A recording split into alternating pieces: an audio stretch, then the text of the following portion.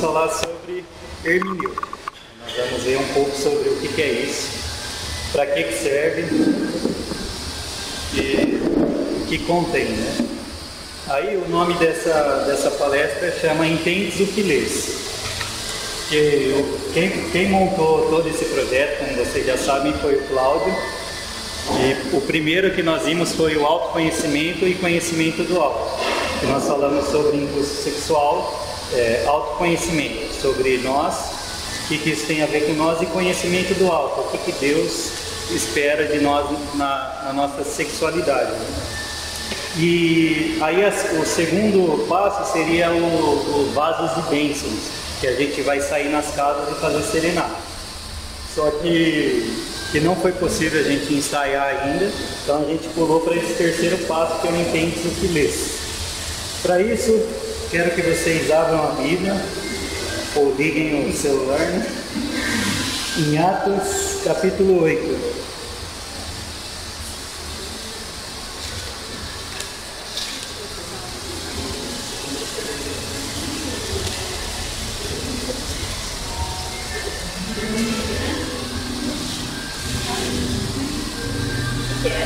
Atos, capítulo 8,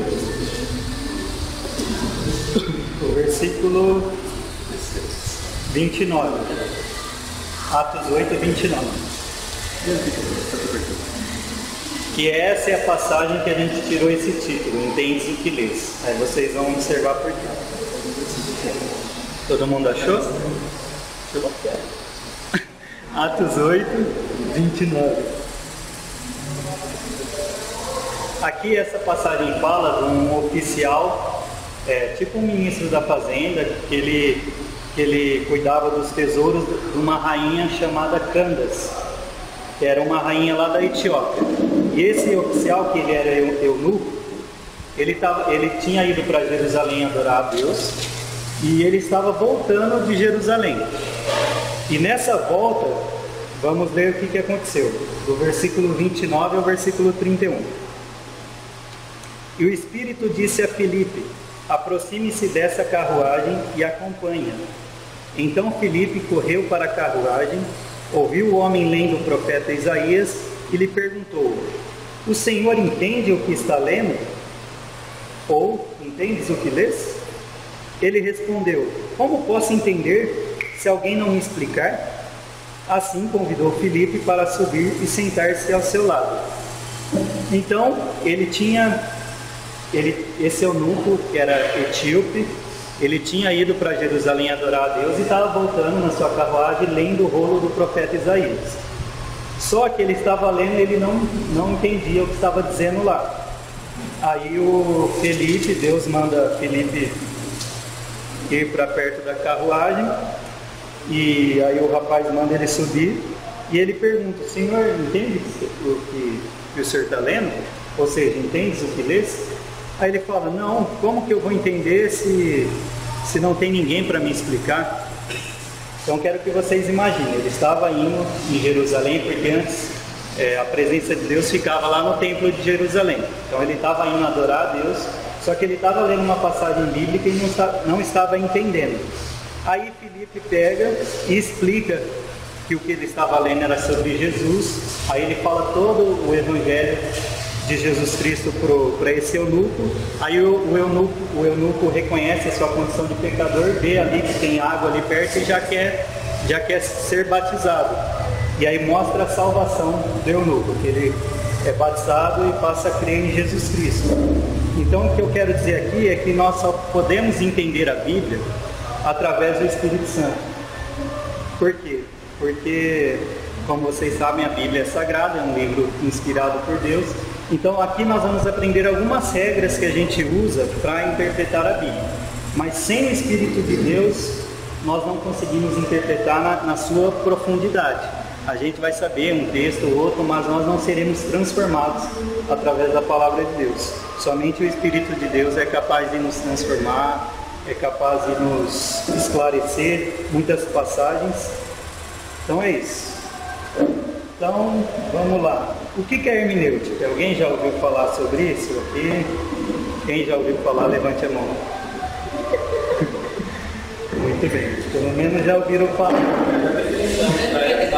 O Délio já manda. Então, hermenêutica, vocês estão vendo aí, né? É a arte e a ciência de interpretação dos sentidos das palavras, dos textos, das leis, etc. Então é a ciência que estuda como que a gente vai interpretar o texto, qual é o sentido das palavras que estão no texto, qual é o sentido das leis, como que elas se organizam. Então, essa ciência que é a hermenêutica, ela estuda esses princípios. O Zuck, no seu livro, esse livro aqui, ó, chama A Interpretação Bíblica, do Roy Zuck. Foi um livro que eu tive que ler lá pelo seminário, e essa aula lá no seminário a gente teve em 2 semestres, em fevereiro e agora em julho. Nós tivemos no total 24 horas de aula, fora os livros que a gente teve que ler, e tem que ler ainda. Então eu procurei aqui trazer um resumo para facilitar para vocês, né, por causa do nosso tempo. Eu tenho até meia-noite aqui para falar, né? Muito bem. Brincadeira.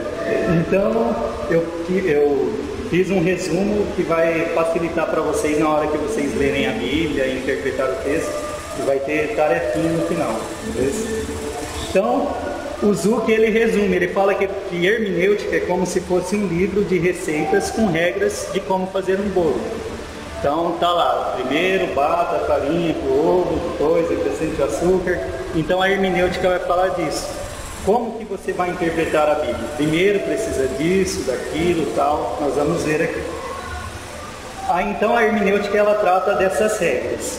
Aí tem a exegese. Quem já ouviu falar exegese aqui? Quem já ouviu? Muito bem. E o que é essa exegese? Segundo o dicionário, é o comentário e a explicação dos textos. O que é isso? Então, o Zuck fala que a exegese é a preparação do bolo. Se a hermenêutica é aquela que dá a receita, como que a gente tem que fazer, a exegese é aquela que vai fazer você pôr a mão na massa e preparar o bolo.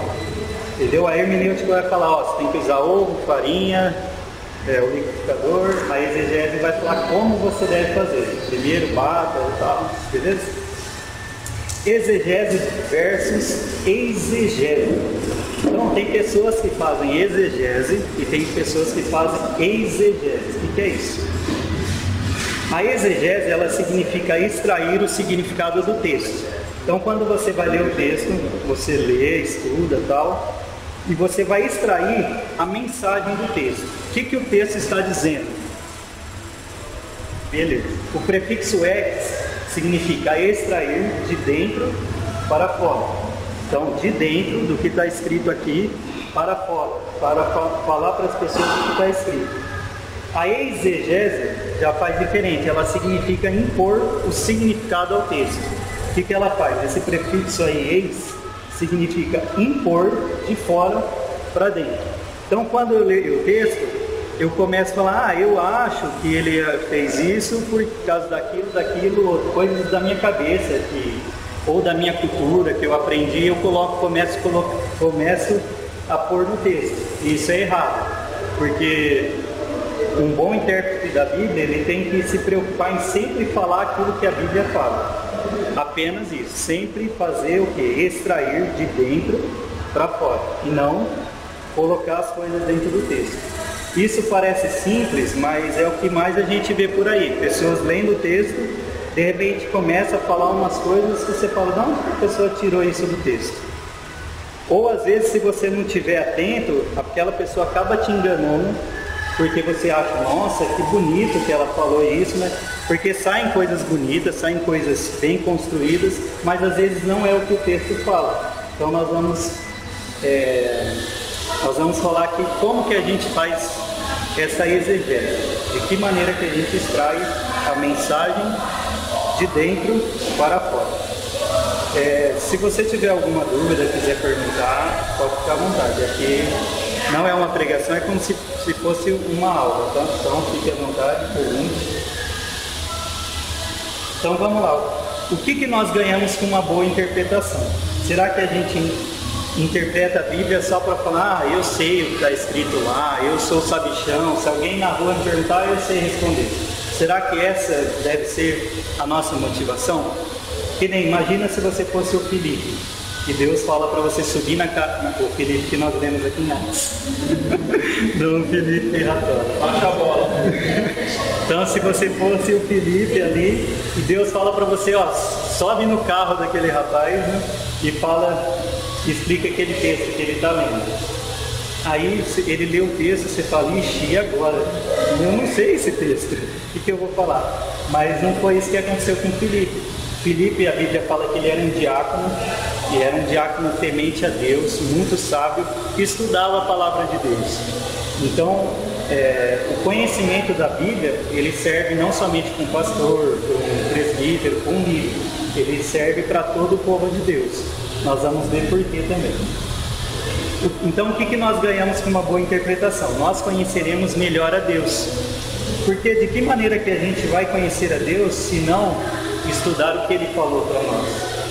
Então, como vocês sabem, todo relacionamento a gente aprofunda falando e ouvindo, certo? Nós saberemos como servi-lo melhor. Às vezes a gente faz alguma coisa e a gente não sabe que está pecando ou que está fazendo da maneira errada. Mas aí quando a gente começa a estudar a Bíblia, Deus começa a nos mostrar, ó, isso que você está fazendo não é bem assim, é de uma outra maneira. Então a gente começa a servir a Deus melhor. Nós evitaremos de ser enganados por falsas doutrinas e por falsos mestres. Como eu falei para vocês, os falsos mestres, eles podem usar a palavra de Deus, podem abrir um texto bíblico e pregar esse texto bíblico. E eles podem enganar a gente facilmente. Por quê? Porque a Bíblia ela foi escrita num período de 1600 anos. Um período muito longo por 40 escritores que escreveram a Bíblia. Então ela pode pegar um texto aqui e um texto lá e juntar, tirando fora do contexto, e falar qualquer coisa. Então ela pega um texto fora do contexto e faz o que ela quer. Por exemplo, tem aquele texto lá de Filipenses 4,13, que fala assim, tudo posso naquele que me fortalece. Antes de Paulo falar tudo posso naquele que me fortalece, ele está ali no contexto, falando que ele pode passar fome, ele pode ter abundância, ele pode ser rico, ele pode ser pobre. Aí ele fala, tudo eu posso naquele que me fortalece, baseado no texto que ele está falando. Oi? Não está escrito, né? Esforça-te que eu te ajudarei. Aí Paulo ele teve um sentido para falar tudo posso naquele que me fortalece. Ou seja, eu posso passar tribulação, eu posso passar alegria, eu posso passar dificuldade, eu posso viver bem, tudo eu posso em Deus. Aí, isso é exegese, você lê o texto, vê o que o texto fala e expõe o texto. A exegese vai falar, ó, tudo eu posso naquele que me fortalece, eu vou passar naquele vestibular porque tudo eu posso naquele que me fortalece.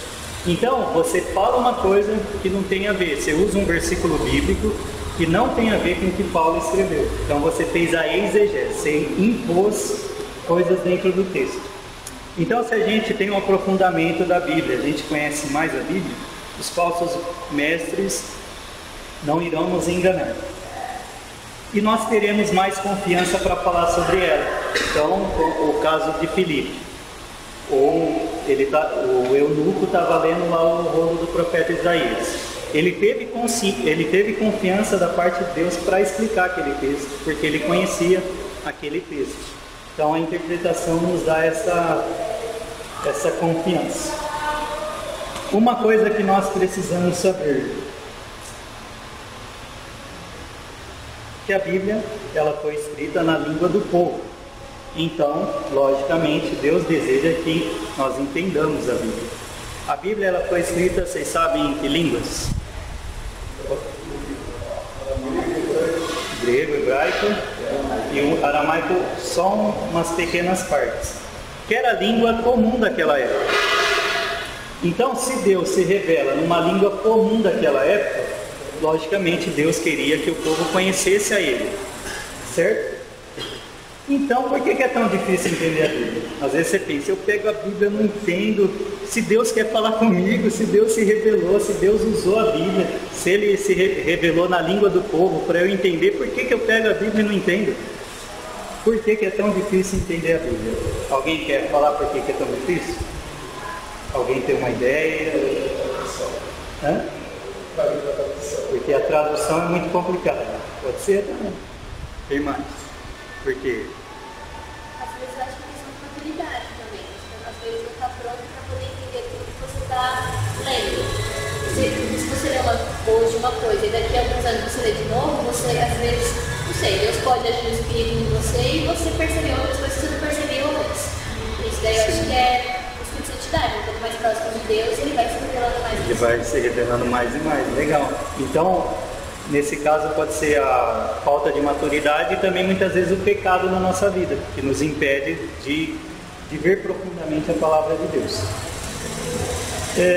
Primeiro, porque ela foi escrita há muito tempo. Então, seu primeiro livro, Gênesis, ele foi escrito há cerca de 1445 antes de Cristo. E o último, Apocalipse, cerca de 95 depois de Cristo. A gente está no ano 2014. Então, 2014 para 1445, quanto que dá mais ou menos? A gente está em 2014 depois de Cristo. Dá mais ou menos 3.500 anos atrás. Então, essa é uma dificuldade que a gente tem. Nossa, a Bíblia foi escrita há muito tempo. Apocalipse já está mais perto de nós. Então deveria ser mais fácil. Pelo contrário. É cheio porque Apocalipse é cheio de símbolos. E a gente tem que interpretar os símbolos. 95. Então dá menos de 2.000 anos perto da gente. Por que é tão difícil? Porque ela foi escrita em uma cultura totalmente diferente da que nós vivemos nos nossos dias. Então hoje a gente vive uma cultura totalmente diferente. Nos tempos dos profetas, dos apóstolos, dos discípulos, era um tempo diferente. E a gente tem que entender, tem que estudar a cultura desse povo aí. Então nós precisamos considerar as mudanças que aconteceram durante a época. Então houve mudanças na política, na religião, na economia, nas leis, na agricultura, na arquitetura. Hoje as casas são totalmente diferentes do que era antigamente. E tudo isso influencia na interpretação. Vestimentas eram diferentes, então não tinha calça jeans lá, não tinha camisete, era tudo diferente. A vida doméstica das pessoas era diferente, a geografia era diferente, a organização militar, a estrutura social, tudo era diferente. E a hermenêutica fala, tudo era diferente, então você precisa estudar isso para entender o texto. Vou dar um exemplo aqui na parte de vestimentas, que nós falamos aqui que era diferente como eles se vestiam antigamente. Então lá em Jó 38:3, 47 e 1 Pedro 1:13, tem uma ordem lá que fala assim: cinge os teus lombos. Cinge os teus lombos. O que é isso? Nos dias de hoje, se alguém fala para você, cinge os teus lombos, você não vai entender o que a pessoa está falando, porque as suas vestes de hoje é diferente, você vive numa cultura diferente. Aí o Zuck, nesse livro aqui, na página 99, ele vai falar que quando o homem corria, trabalhava ou guerreava, ele enfiava a túnica por dentro de uma cinta, por dentro de uma faixa larga que trazia a cintura, para que ele pudesse ter mais liberdade nos movimentos.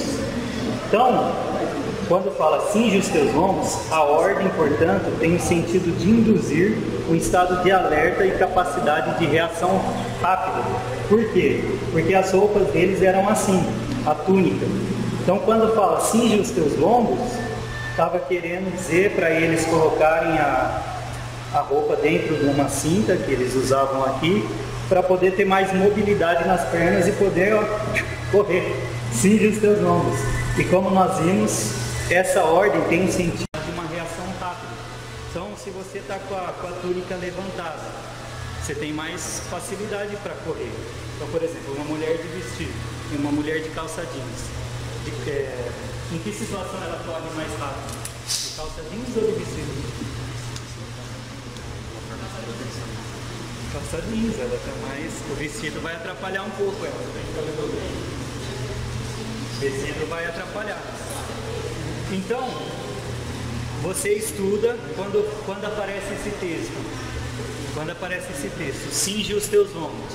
Você precisa estudar e falar o que significa isso, já que você vive numa cultura totalmente diferente. Então, se ela foi escrita há muito tempo, seus ensinos estão ultrapassados? Porque ela foi escrita há muito tempo. Eu estou no século 21. O que a Bíblia tem para falar comigo?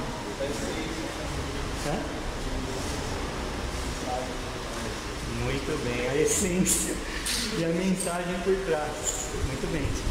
O que o Rodrigo falou? Ele falou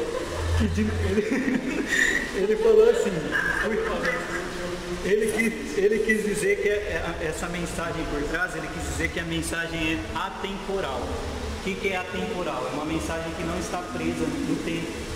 É uma mensagem que serviu tanto para os primeiros leitores originais e também agora está servindo para nós, leitores do século 21. Uma mensagem que serve para todas as eras, para todas as gerações, porque a Bíblia é a palavra de Deus. Então Deus, ele é incrível, ao ponto de escrever um livro tão antigo que serve, que é tão atual. Para complementar a questão da temporalidade da cultura, né? O texto bem curioso, né? O texto de Paulo, né? Que nós amamos uns aos outros, todo o nosso coração. As versões mais antigas dos Espíritos, eles dizem para nós amarmos uns aos outros com todas as nossas tripas. Porque na época que ele foi escrito, o centro das emoções eles consideravam que eram as tripas. E não o coração. Realmente, faz certo sentido. Eu sou muito emocionado. Aí a gente lê esse texto e fala, mas como assim, né? O nosso contexto muito bem. Muito bem, então a gente sempre ao ler o texto tem que buscar o significado do texto. Então o que nós precisamos ter de básico para uma boa exegese? Então a exegese a gente viu que é extrair a mensagem de dentro para fora. Então para a gente fazer isso de uma maneira boa, excelente, completa, o que nós precisamos? Algumas coisas. Nós precisamos de diversas traduções da Bíblia. Então, como o Rodrigo falou que às vezes a linguagem da Bíblia, a tradução é difícil. Então você pega várias Bíblias. Então pega uma Almeida século 21, pega a NVI, pega a revista atualizada e lê a mesma passagem nessas 3 versões ou mais versões para você começar a esclarecer o que aquele texto está dizendo. Porque às vezes você lê uma palavra e não entende numa tradução. Aí na outra tradução vai falar um pouco diferente. Tem um mito que fala que a gente só consegue interpretar bem a Bíblia se a gente souber os originais, o hebraico e o grego. Mas isso não é verdade. Por quê? Porque as traduções em português, em inglês e em outras línguas são traduções bem fiéis, não totalmente fiéis, mas bem próximos do que está escrito nos originais. O que acrescenta então a gente estudar os originais? Acrescenta muita coisa também, porque a gente entende melhor e traz uma profundidade maior. Mas isso não quer dizer, se a gente não souber grego e hebraico, a gente não sabe o que a Bíblia está falando, certo? Então é muito bom estudar grego e hebraico. Eu vou estudar. E se vocês puderem estudar também é muito bom. O pastor, ele tem um curso na internet de grego e hebraico, propaganda. Pode ir,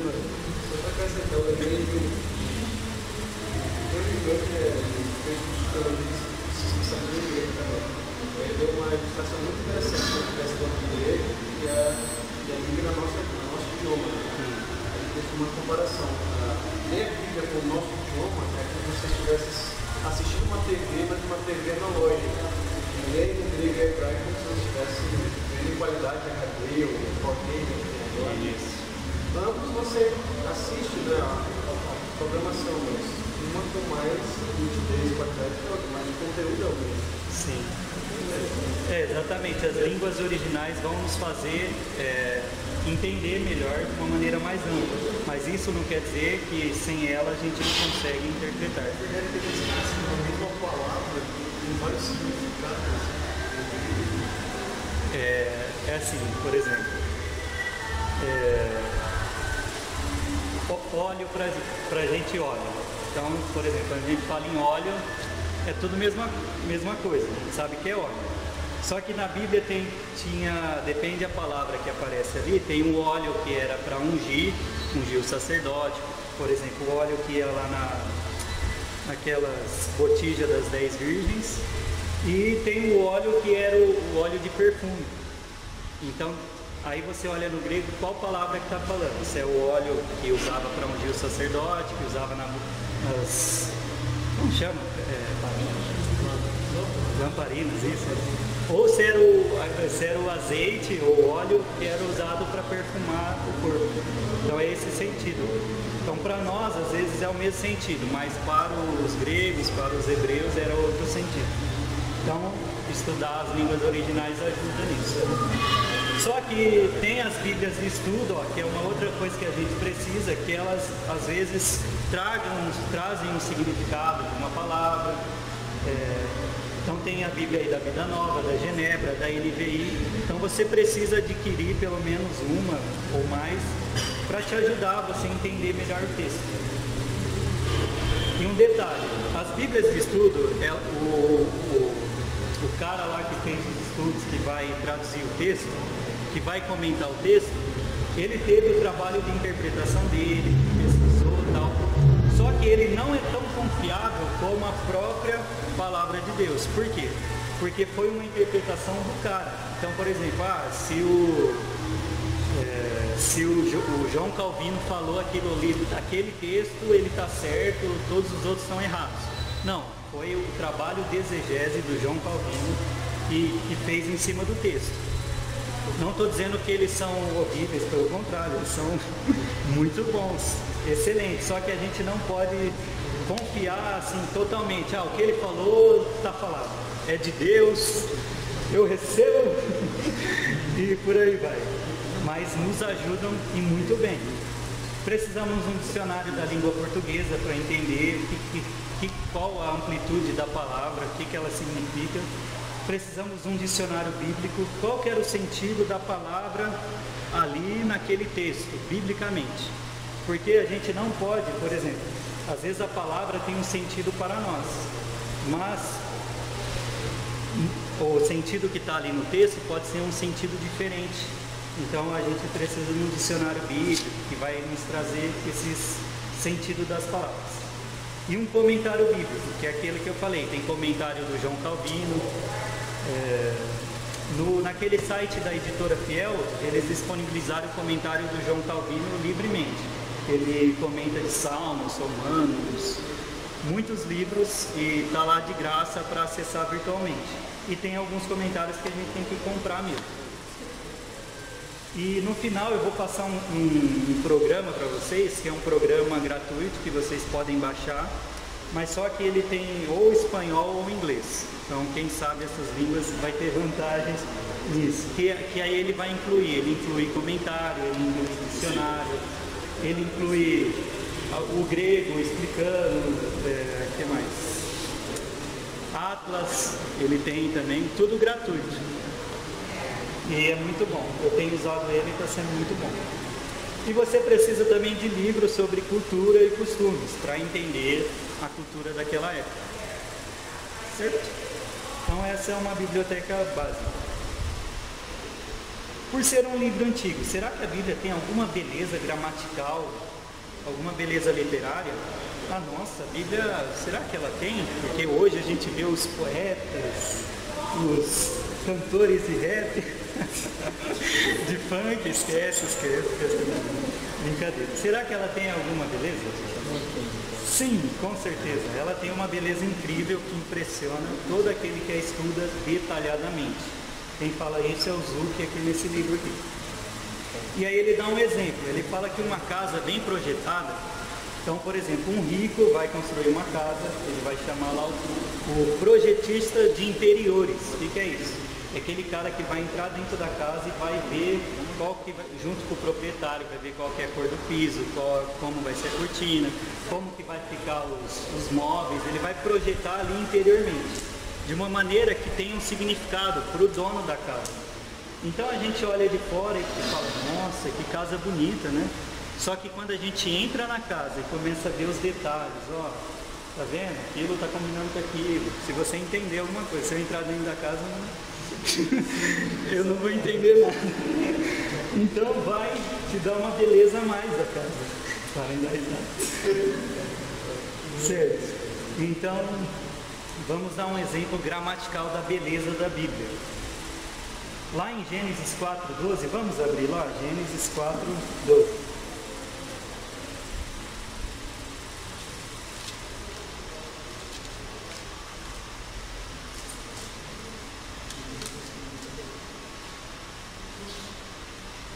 Alguém lê para mim o 12 e outra pessoa lê o 16. Quando você cultivar a terra, esta não lhe dará mais as suas coisas. Você será um fugitivo e errante pelo mundo. Então Caim afastou-se da presença do Senhor e foi viver na terra de Nod, a leste do Éden. Isso. Então, Deus fala para Caim que ele seria um errante na terra.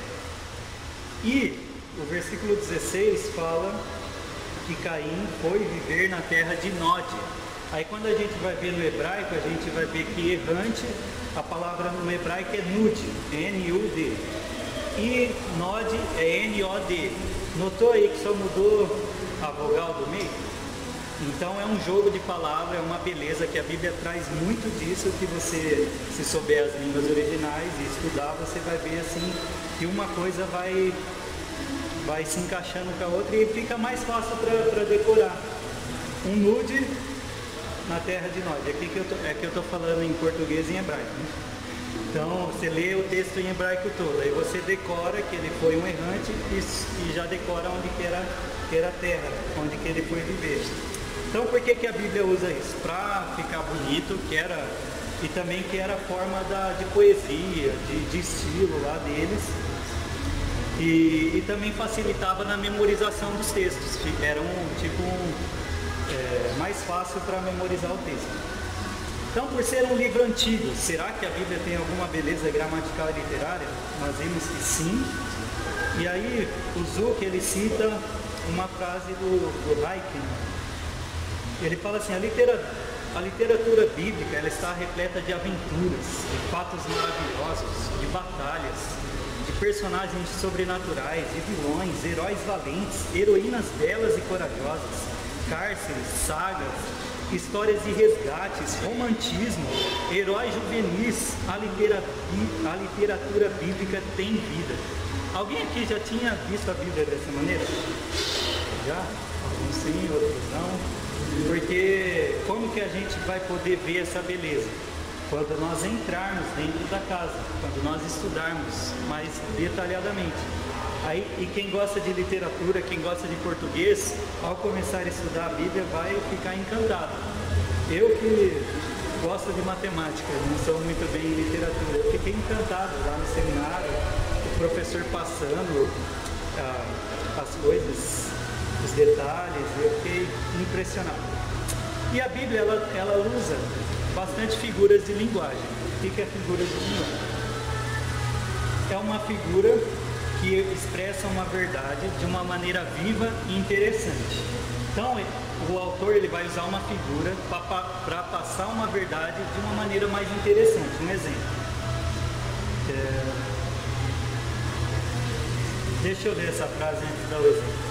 Então, o Bullinger vai falar que é uma figura é meramente uma palavra ou uma frase colocada de uma forma diferente do seu emprego ou de uma maneira diferente do que ela significa originalmente. que significa isso? Por exemplo, você fala, ó, está chovendo forte. Você está fazendo uma afirmação normal, direta. Então, está chovendo forte. Todo mundo está entendendo o que eu estou falando, certo? E aí o Zuc, no seu livro, ele vai falar que eu posso falar, está chovendo canivetes. Eu estou falando a mesma coisa, só que de uma maneira diferente. Então, se a gente conhece, por exemplo, esse linguajar, essa figura de linguagem que está entre nós, no nosso meio, a gente vai entender. Mas uma pessoa que não conhece essa figura de linguagem vai achar que está chovendo canivete. Ou vai achar que você está doido, está chovendo canivete? Então, você precisa entender as figuras de linguagem. E a Bíblia está cheia de figuras de linguagem. Olha aí quantas coisas. A gente nem sabe o que é isso. Algumas coisas a gente sabe. Símile, metáfora, hipocatástase. Quando você tiver um filho, é um bom nome. Hipocatástase.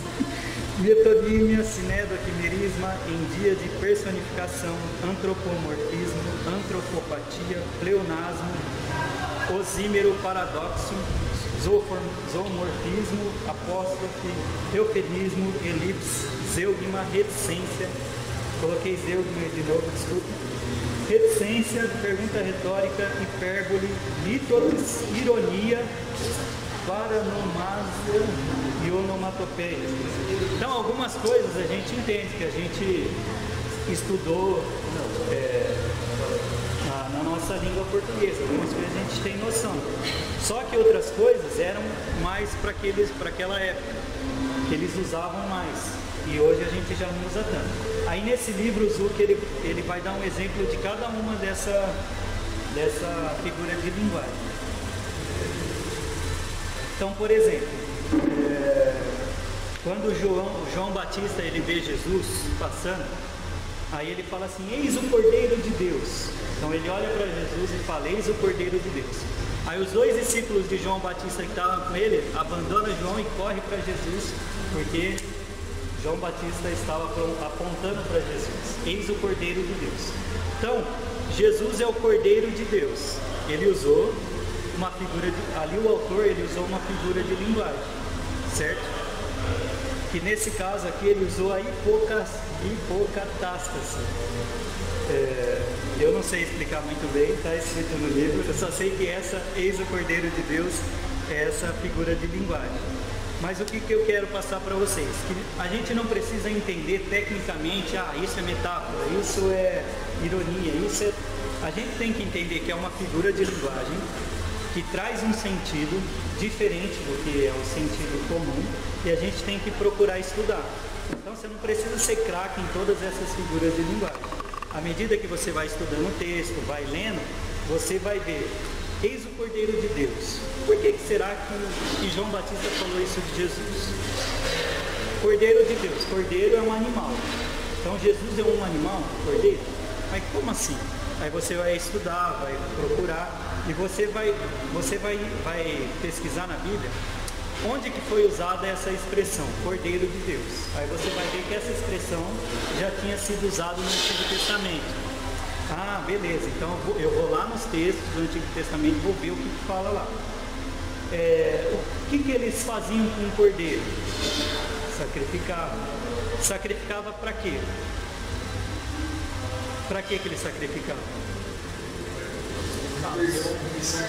Isso, para a remissão dos pecados. E aí você começa a comparar com Jesus. Então Jesus veio se sacrificar também para a remissão dos pecados. Entenderam? Ao estudar um texto bíblico, o que nós precisamos fazer? Então a gente vai lá, como eu falei, vocês vão ter tarefinha aí. Durante umas 3 semanas vocês vão estudar um texto. E aí o que vocês precisam fazer? 5 coisas. Observar o texto, interpretar, aplicar, praticar e depois avaliar. Então vamos ver o que é isso.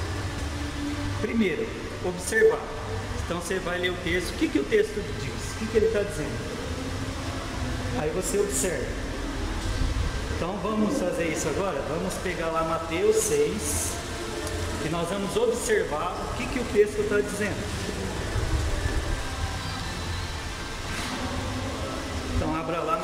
16.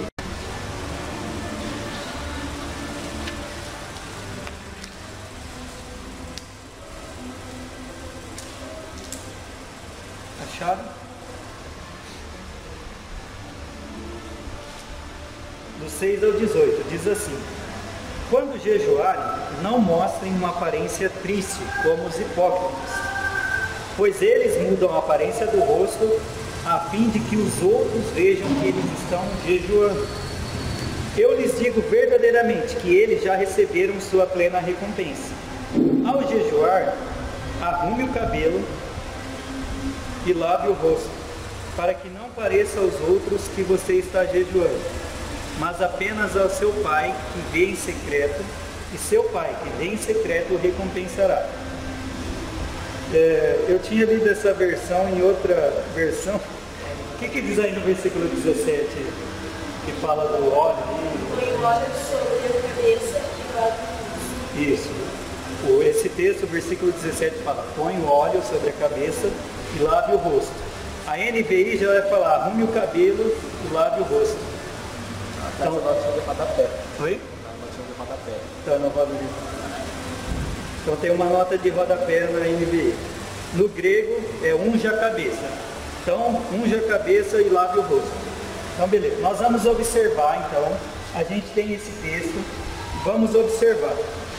Então, o que fala no texto? Você vai trazer as informações. Você vai falar o que o texto está dizendo. O texto fala que nós não devemos nos mostrar tristes como os hipócritas. Versículo 16, certo?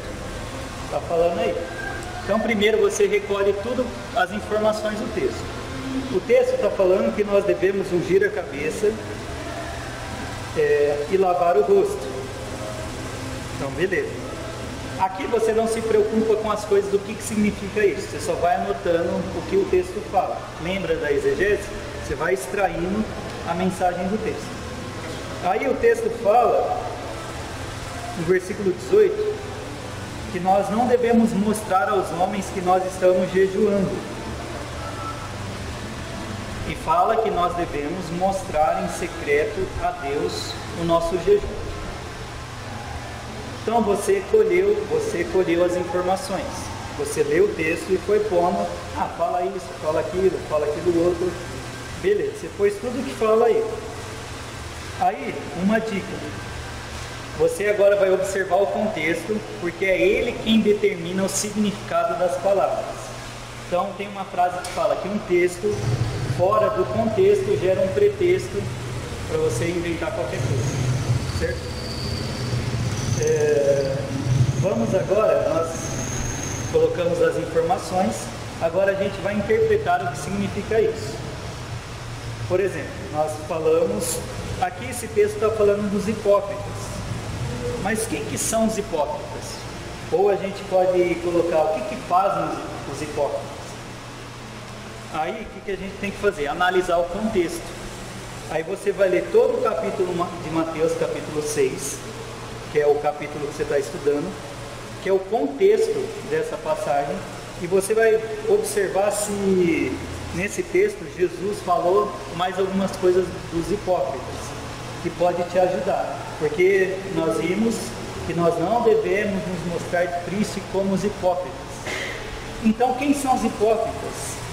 Aí no versículo 2, alguém lê, por favor. Portanto, quando você der esmola, dão-nos que isso cumpridos, como fazem os hipócritas nas sinagogas, nas ruas, a fim de serem louvados pelos outros.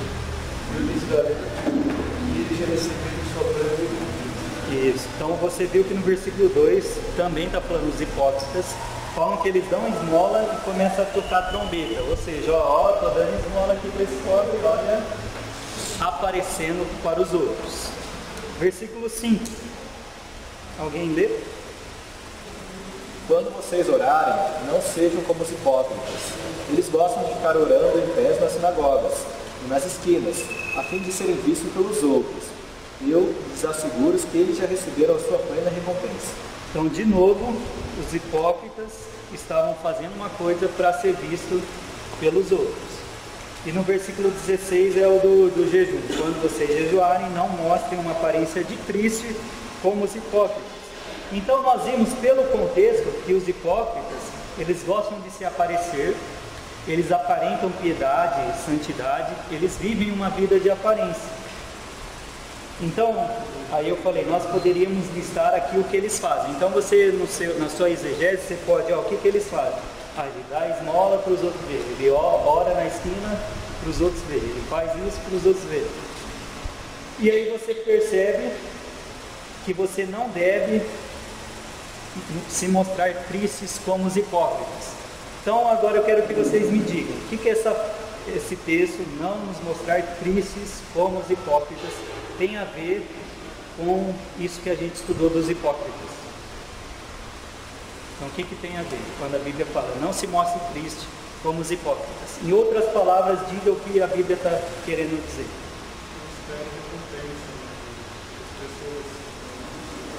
Muito bem. Não espere a recompensa das pessoas. O que mais? Em relação ao jejum. Fingir que está bem, não está. Fingir que está bem? Não. Não tem a ver com o texto. Eu acho que é querer mostrar para os outros que nós estamos fazendo. No caso de se mostrar triste, eu não mostrar que está sentindo ódio, por exemplo, fome, entendeu? Jejum, para mostrar para todo mundo que você está de jejum, de verdade. É ao contrário. Você em busca de glória própria. Isso. O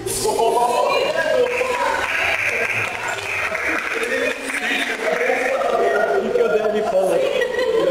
O Dani, nós vimos pelo contexto que os hipócritas davam esmola para serem vistos pelos outros. Eles oravam nas sinagogas, nas esquinas, para serem vistos pelos outros.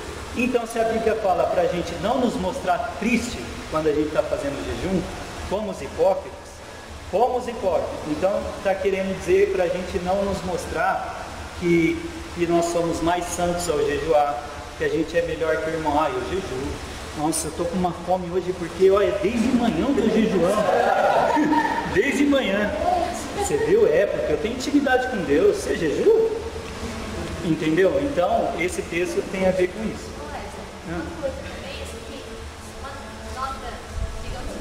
Nota de rodapé. Quando você falou do contexto, o contexto já começa lá em Mateus 5, né? Quando ele começa a falar do Sermão do Monte. Isso.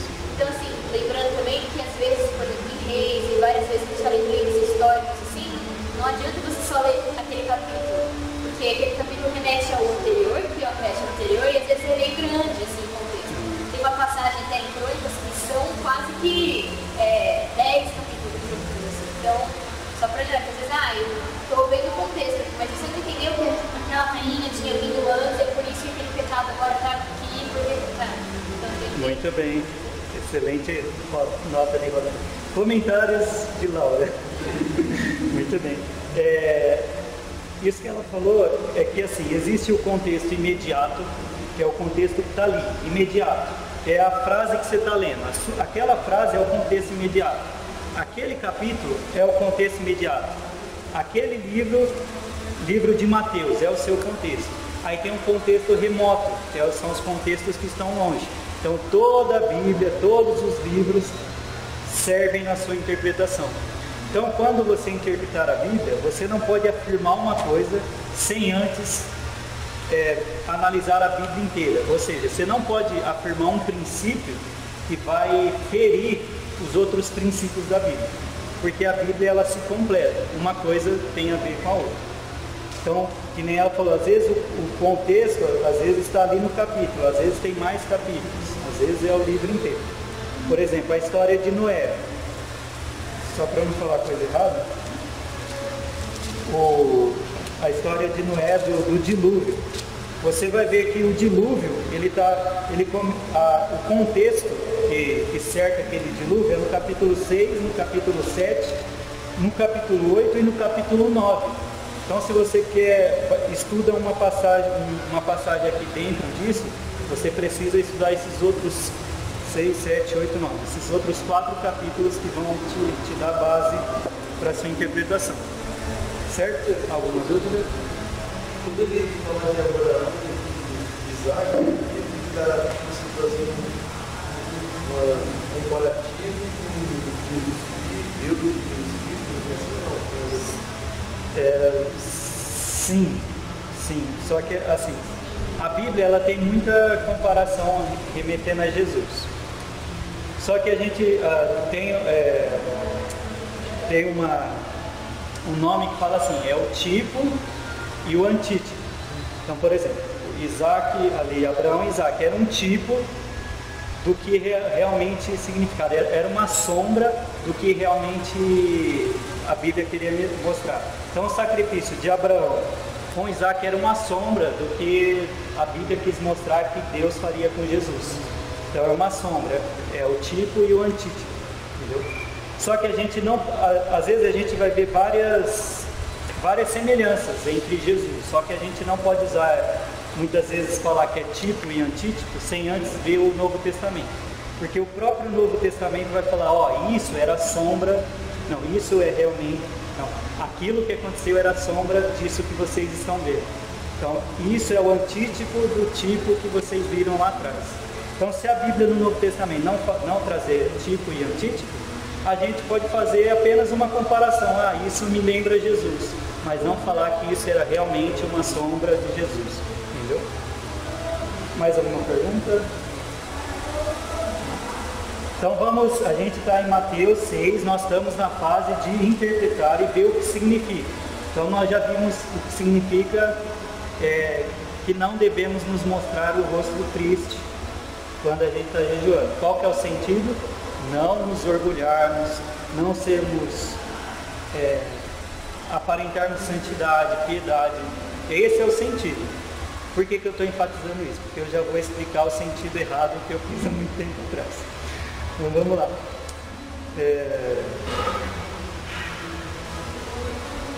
Não, deixa eu já falar, senão eu vou fugir. Então aqui fala assim, não devemos nos mostrar tristes como os hipócritas. Desculpa, eu confundi. O texto que eu errava no passado era assim, não mostrar aos homens que estamos jejuando. Mas a gente já chega lá. Então vamos lá. Aí o que significa? Nós vemos aqui que no versículo 17 fala que nós devemos ungir a nossa cabeça e nós devemos lavar o nosso rosto. Então na parte de observação a gente anotou isso. Não ungir a cabeça com óleo e lavar o rosto. Aí você fala, mas como assim? Eu vou agora tacar óleo na minha cabeça quando eu jejuar? Aí você tem que entender o que significa isso. Então aí a NVI foi tão bondosa que ela falou, ao jejuar arrume o cabelo. Ela traduziu ungir o rosto com arrumar o cabelo. Por que a NVI fez isso? Porque nós vemos que ungir, a palavra aqui no grego se refere a perfumar-se. Lembra que eu tinha falado que tem o ungir tinha essa questão de perfumar-se e também de consagrar um sacerdote. Então aqui a palavra no grego quer dizer perfumar, perfumar-se a cabeça e lavar o rosto. Então quer dizer que quando eu jejuar eu tenho que ir lá no banheiro, pegar o sabonete e lavar o rosto? Não. Qual que é a ideia do texto? A ideia do texto é que eu tenho que me apresentar alegre, apresentável, como se tipo assim, como se eu tivesse, eu estou jejuando para me mostrar para Deus, não para me mostrar para os outros. Então eu tenho que estar bem, me apresentar normal e não querendo ficar triste para receber glória, entendeu? Então esse é o sentido que liga com o que a gente viu sobre os hipócritas. Então está se referindo quando a jejuarmos, não ficarmos mostrando aparência de santidade para os outros com o rosto triste, como fazem os hipócritas. Devemos evitar o extremo, que o texto fala que a gente não deve contar aos outros que nós estamos jejuando. Então, o extremo é que não contar aos outros que estamos jejuando. Não, peraí. O texto fala assim, versículo 18, para que não pareça aos outros que você está jejuando. Então aí na observação a gente colocou, não devemos nos aparecer para os outros, não devemos mostrar aos outros que estamos jejuando. Aí podemos cair no extremo que eu um dia caí, que eu achava que eu não tinha que contar para os outros quando eu estava jejuando. Então é segredo. Meu amigo que me conhece há muito tempo sabe disso. Então,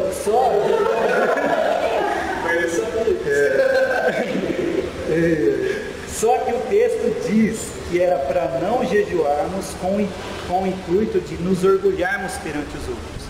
Então, quando o texto fala não apareça aos outros que você está jejuando, quer dizer, não se orgulhe perante os outros. Não é que você não deve contar.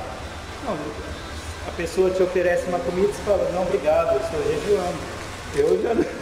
Eu não falava nada, que eu achava que não podia contar. Eu interpretava esse texto errado. Por quê? Porque eu não estudei, eu não analisei o contexto. Então, viu como é importante? Por exemplo, eu poderia chegar aqui e fazer a exegese, ó, versículo 18. Para que não pareça aos outros que você está jejuando. Viu, irmãos? Vocês não devem mostrar para os outros que vocês estão jejuando. Não é o que o texto fala? O texto fala isso, mas qual que é o contexto? Aí você vê que ele falou isso se referindo aos hipócritas que não era para se orgulhar. Entenderam? Então, beleza. Você está jejuando? Por que você estaria jejuando hoje? Era bem assim, viu? Aqui eu falava, né? Ó, aplicar. O que eu devo fazer? Então eu observei o texto, eu interpretei o texto, vi o que significa. Agora o que eu devo fazer? Ah, beleza, tá? O que eu devo fazer? Então quando eu jejuar, eu devo fazer o jejum com sinceridade de coração e mantendo-me em comunhão com Deus. Porque o texto fala que é um momento de intimidade meu com Deus, e não para eu me mostrar para os outros. Ou seja, eu devo fazer com uma atitude de coração. Então, você observou, você interpretou e agora você pôde aplicar o que você deve fazer de uma maneira correta. Você fez a exegese, você extraiu a mensagem do texto. Agora, nós não devemos apenas estudar a Bíblia por conhecimento, mas por viver na nossa prática. Esse é o maior desafio do cristão, é praticar o que a palavra de Deus nos ensina. Então você estudou o texto, viu, tirou a mensagem e agora você se pergunta, o que eu estou fazendo? Está falando de jejum. O que eu estou fazendo? Então, você observa a sua vida. Se eu estou jejuando e me orgulhando perante os outros, então eu estou pecando e eu preciso mudar, porque eu não estou fazendo o que a Bíblia fala. E quando eu jejuar, eu preciso ter a motivação correta, que é comunhão com o Pai que está me vendo em secreto. Então você observa a sua vida. E aí você fala, será que quando eu jejuo, eu estou querendo fazer isso entre eu e Deus mesmo? Ou será que eu estou jejuando porque o pastor falou que tem que jejuar, porque eu aprendi, nem sei por que eu estou jejuando. Qual que é a motivação de eu estar jejuando? Então, observe que esse texto, ele só nos dá a informação da motivação do jejum. Para sabermos para que o jejum serve, quando devemos jejuar, nós precisamos ir para outros textos da Bíblia. Então, esse texto, ele só está falando a motivação do jejum. Então, o que eu posso tirar desse texto é só isso. Eu não posso falar que aqui fala para a gente jejuar, ou aqui fala que nós não devemos jejuar. Aqui fala que quando eu jejuar, qual que é a motivação que eu tenho que ter? Aí, se eu devo jejuar, para que eu devo jejuar, em que situação da minha vida eu devo jejuar, aí a gente tem que procurar outros textos para saber. A motivação a gente já sabe, agora vamos saber em que situação aplicar na nossa vida. E aí você faz o jejum com a motivação que o texto bíblico está te orientando e você vai avaliar a sua vida durante aquele tempo que você separou para jejuar. Você vai perguntar, deu certo? E aí, consegui jejuar? Ou, nossa, passei tanta fome, será que deu certo? Aí você pergunta, quando eu jejuei, eu mantive um relacionamento com Deus ou eu quis me aparecer aos outros? Então, avalie o que você fez. Se sim, você quis ter um relacionamento com Deus, muito bem. Se não, você acabou tendo uma motivação errada, por que você teve essa motivação errada? o que houve que fez você ter essa mudança que não deu certo? Aí você fala, é isso, então eu tenho que mudar isso. E aí, dessa maneira, a palavra de Deus vai transformar as nossas vidas. Amém? O que eu posso fazer então para melhorar? Depois de toda a sua análise, aí você vê o que você pode fazer para melhorar. Então, relembrando, vocês vão ler o texto, eu vou dar a tarefa aqui. Vocês vão observar o que diz o texto. Aí vocês escrevem tudo o que o texto fala, sem se preocupar em interpretarem. Depois você interpreta. O que significam essas palavras? Por que o autor falou isso? Aí você fala, o que eu devo fazer? Eu estudei, li e tal, o que eu devo fazer diante disso? O que eu estou fazendo? E aí você vai praticar e vai ver se você já está fazendo aquilo que o texto bíblico está falando, ou se você ainda não está fazendo o que o texto fala. Aí você avalia, deu certo? Não deu? Por que não deu? O que você deve melhorar? Trabalho em grupo.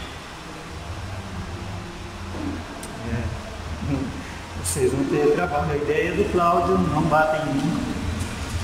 Estou brincando, vai ser muito bom para vocês, porque vocês vão estudar mais a palavra de Deus e vão se aprofundar mais, e a vida de vocês serão transformadas. Desde quando eu entrei no seminário, tudo que eu tenho aprendido lá, Deus tem me transformado muito. Deus tem mudado muito a minha vida através da palavra de Deus, porque o único que pode nos mudar é Deus, com a sua palavra. Amém? Então vamos fazer grupos de